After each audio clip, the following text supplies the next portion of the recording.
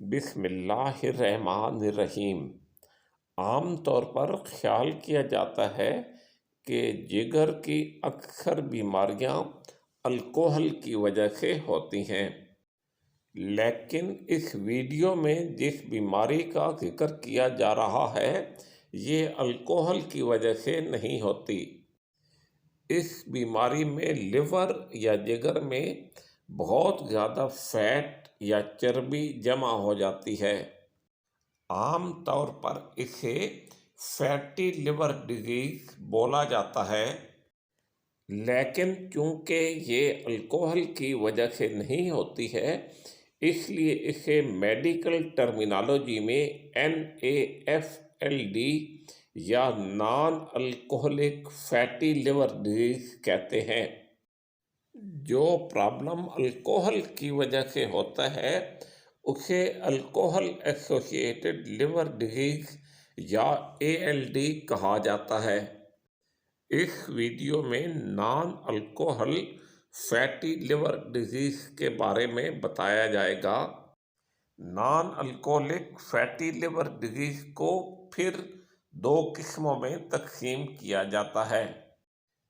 پہلی قسم کو NAFL یا نان الکوہلک فیٹی لیور کہتے ہیں، دوسری قسم کو NASH یا نان الکوہلک اسٹیٹو ہیپاٹائٹس کہتے ہیں۔ اس ویڈیو میں زیادہ ذکر نان الکوہلک اسٹیٹو ہیپاٹائٹس یعنی NASH کا کیا جائے گا، کیونکہ نان الکوہلک فیٹی لیور یعنی NAFL کے مقابلے میں اس میں پرابلم زیادہ ہوتے ہیں۔ جو لوگ الکوہل کا استعمال کرتے ہیں ان میں NASH کی طرح کے پرابلم ہو سکتے ہیں، لیکن بہرحال NASH کا تعلق بہت زیادہ الکوہل کے استعمال سے نہیں ہے۔ NASH کس وجہ سے ہوتا ہے اس کا تو پتہ نہیں، لیکن ان لوگوں میں NASH زیادہ ہوتا ہے۔ اگر آپ اوور ویٹ ہیں یعنی آپ کا وزن زیادہ ہے تو آپ میں NASH کا امکان زیادہ ہے۔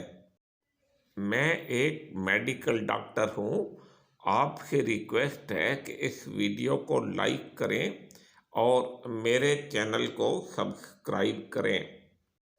اگر آپ کو ڈائبٹیز ہے تو آپ میں فیٹی لیور یا NASH کا امکان زیادہ ہے۔ اگر آپ کا کولیسٹرول کا لیول زیادہ ہے تو پھر NASH کا امکان بھی زیادہ ہے۔ کچھ دوائیں جیسے ٹیموکسیفین، ایمائیوڈرون، پرہیکسیلین میلیٹ اور کاربامازepین بھی NASH کے امکانات کو بڑھاتی ہیں۔ یہاں پر NASH کا لفظ فیٹی لیور کے معنوں میں استعمال کیا جا رہا ہے۔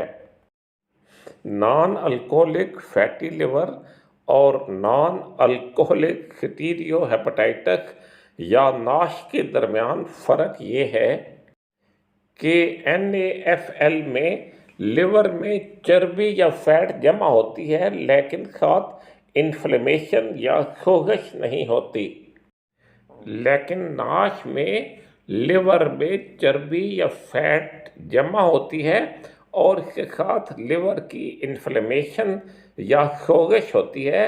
اس کی وجہ سے اس میں زیادہ پرابلم ہوتے ہیں۔ اکثر اوقات NASH کی کوئی علامات نہیں ہوتی اور روٹین کے ٹیسٹوں کے دوران اس کا پتہ چلتا ہے۔ NASH کی ڈائگنوسس کے لیے بلڈ کے ٹیسٹ کروائے جاتے ہیں، الٹرا ساؤنڈ یا CT اسکین کروایا جاتا ہے اور لیور کی بائیوپسی لی جاتی ہے، لیکن ان ساری چیزوں کا فیصلہ آپ کے ڈاکٹر صاحب کریں گے۔ NASH کا کوئی ڈائریکٹ علاج نہیں ہے، لیکن جن چیزوں کی وجہ سے NASH ہوتا ہے ان پر قابو پایا جا سکتا ہے۔ سب سے پہلے آپ اپنے بڑھے ہوئے وزن کو کنٹرول کریں۔ لیکن یہ یاد رکھیں کہ آپ ایک ہفتے میں 3.5 پاؤنڈ جو کہ 1.6 کلو گرام بنتا ہے اس سے زیادہ وزن کم نہ کریں۔ اگر آپ کا بلڈ شوگر کا لیول زیادہ ہے تو اسے کم کریں۔ اگر آپ کا کولیسٹرول کا لیول زیادہ ہے تو اسے بھی کم کریں۔ یہ تینوں چیزیں جن کا ذکر کیا گیا ہے یعنی وزن کم کرنا، شوگر کم کرنا اور کولیسٹرول کم کرنا۔ آپ سے دوبارہ ریکویسٹ ہے کہ اس ویڈیو کو لائک کریں اور میرے چینل کو سبسکرائب کریں۔ ان تینوں چیزوں کا کنٹرول آپ کو فیٹی لیور کے ساتھ ہارٹ اٹیک اور فالج سے بھی بچاتا ہے۔ اگر کچھ دوائیوں کی وجہ سے ناش یا فیٹی لیور کا خطرہ ہے تو آپ کے ڈاکٹر صاحب وہ دوائیں چینج کر سکتے ہیں۔ کچھ اسٹڈیز میں دیکھا گیا ہے کہ فیٹ یا چربی کی وجہ سے جو لیور کو نقصان ہوتا ہے تو وائٹامن ای اس کو کم کرنے میں مدد دیتا ہے۔ لیکن یہ بھی دیکھا گیا ہے کہ اگر وائٹامن ای زیادہ لیا جائے تو یہ موت کا سبب بن سکتا ہے۔ وقت گزرنے کے ساتھ فیٹی لیور میں خرابی پیدا ہو سکتی ہے اور ایک کنڈیشن ہوتی ہے جسے سیروسس لیور کہتے ہیں وہ ہو سکتی ہے۔ اگر خدا نخواستہ سیروسس ہو جائے تو آپ کی ٹانگوں میں سوجن ہو جاتی ہے، آپ کو سانس لینے میں تکلیف ہوتی ہے اور آپ تھکاوٹ محسوس کرتے ہیں۔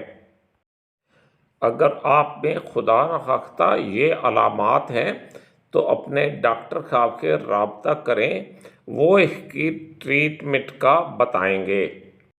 اور فیٹی لیور کے مریضوں کو چاہیے کہ باقاعدگی سے اپنے ڈاکٹر صاحب کو دکھاتے رہیں۔